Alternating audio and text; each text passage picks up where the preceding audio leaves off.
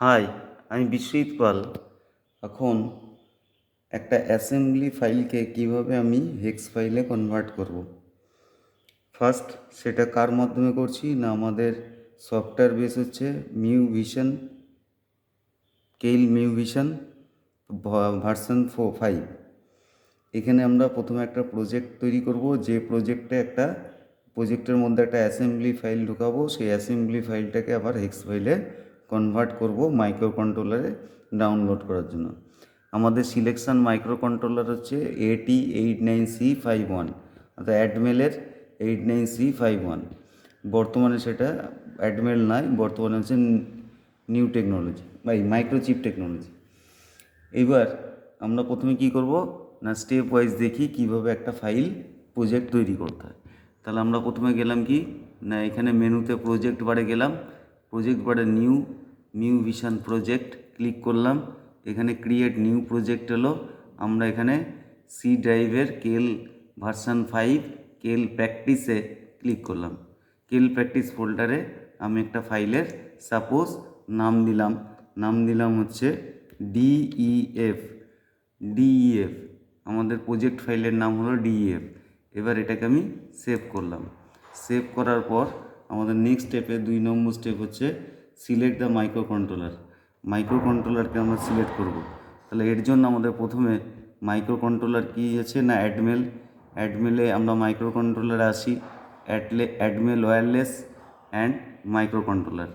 এখানে আমরা মাইক্রোচিপে ক্লিক করলাম। আমরা মাইক্রো কন্ট্রোলারটাকে সিলেক্ট করছি, তাহলে ওকে করলাম। এরপর আমাদের কাজ হচ্ছে একটা এএসএম ফাইল অর্থাৎ অ্যাসেম্বলি ফাইল রাইট করতে হবে। তার জন্য আমরা কি করছি না, ফাইলে গিয়ে আমি নিউ করছি। নিউ করে আমার এখানে টেক্সটের জন্য উইন্ডো এলো। এখানে আমরা কি করব না, একটা অ্যাসেম্বলি প্রোগ্রামিং লিখছি সাপোজ এটা লিখলাম এএসএম, এন্টার, তারপরে হচ্ছে ORG0000H, তারপরে এন্টার, তারপরে হচ্ছে মুভ। কী করবো না, অ্যাকুমুলেটারে মুভ করাবো কত, ডাইরেক্ট অ্যাড্রেসিং মোড কত না 55H। এরপর আমরা কি করব না, মুভ পোর্ট 1-এ সিলেক্ট করলাম। পোর্ট 1 যাবে কে না, অ্যাকুমুলেটার। তারপরে এন্টার দিলাম। তারপরে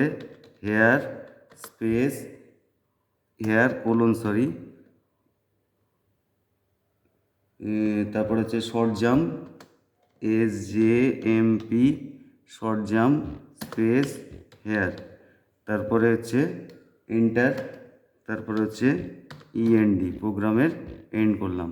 এইবার ফাইলটাকে গিয়ে আমি সেভ অ্যাজ করলাম। এইবার আমাদের এখানে ফাইলের কি নাম দেবো না, আগেরটার নাম দিয়েছিলাম ডিইএফ, এটার নাম দিলাম হচ্ছে JKL.ASM। এটা অবশ্যই ASM ফাইল। তাহলে ASM সেভ করলাম। সেভ করার পর আমি এখানে ফাইলটাকে কী করতে হবে না, আমার যে ফাইলটা এখনই জাস্ট ক্রিয়েট হলো JKL.ASM, এই ফাইলটাকে আমি আমাদের প্রজেক্টের ফাইলের মধ্যে এন্ট্রি করাবো, অর্থাৎ add file to the project. তাহলে প্রজেক্টে অ্যাড করব কী করে না, আমি প্রথমে প্রজেক্ট উইন্ডোতে গেলাম। এটা হচ্ছে আমাদের প্রজেক্ট উইন্ডো। এই প্রজেক্ট উইন্ডোতে আমরা টার্গেটটাকে খুলে এখানে আমরা দেখছি সোর্স গ্রুপে আমি রাইট ক্লিক করার পর add new item to group source group 1 select করলাম। এখানে একটা উইন্ডো এলো। উইন্ডোতে কি আছে না, আমাদের অ্যাসেম্বলি ফাইলটাকে অ্যাড করব প্রজেক্টে। তাহলে ASM এর ফাইলের নাম কি না, JKL.ASM। এই ফাইলটাকে আমরা এখানে অ্যাড করলাম। অ্যাড করার পর আমাদের ফাইলটা চলে এলো, প্রজেক্টের মধ্যে অন্তর্গত হলো। এইবার আমরা কি করে আমরা হেক্স ফাইল জেনারেট করব। তার জন্য স্টেপ কি না, আবার আমি প্রজেক্টে যাব। প্রজেক্টে গিয়ে কি করব না এখানে option for group source group 1 ক্লিকে করলাম, একটা উইন্ডো এলো, সেটাতে আমরা সোর্স গ্রুপ 1 ওকে করলাম। তারপর আমরা কি করলাম না প্রজেক্টে আবার গেলাম, প্রজেক্টে গিয়ে ওপেন ফর টার্গেট 1টাকে ক্লিক করলাম। এখানে এর উইন্ডোটা এলো, এখানে এই টার্গেটে আমাদের কত আছে না ক্রিস্টাল ফ্রিকোয়েন্সি আছে 20 মেগাহার্জ। তাহলে আমাদের এটি 89C51 জন্য 12 মেগাহার্জ দিতে হবে। তার জন্য আমরা এখানে টাইপ করলাম 12 মেগাহার্জ। এবার আমাদের আউটপুট কি করব না আউটপুট হচ্ছে create executable, debug information, browse information, create hex file, এটাতে আমরা ক্লিক করলাম। ক্লিক করার পর আমাদের ওকে করলাম। তাহলে আমাদের এটার মাধ্যমে হেক্স ফাইলটা এনাবেল হচ্ছে জেনারেট করার জন্য। এইবার আমাদের হেক্স ফাইল কীভাবে টোটালটাকে কনভার্ট করব।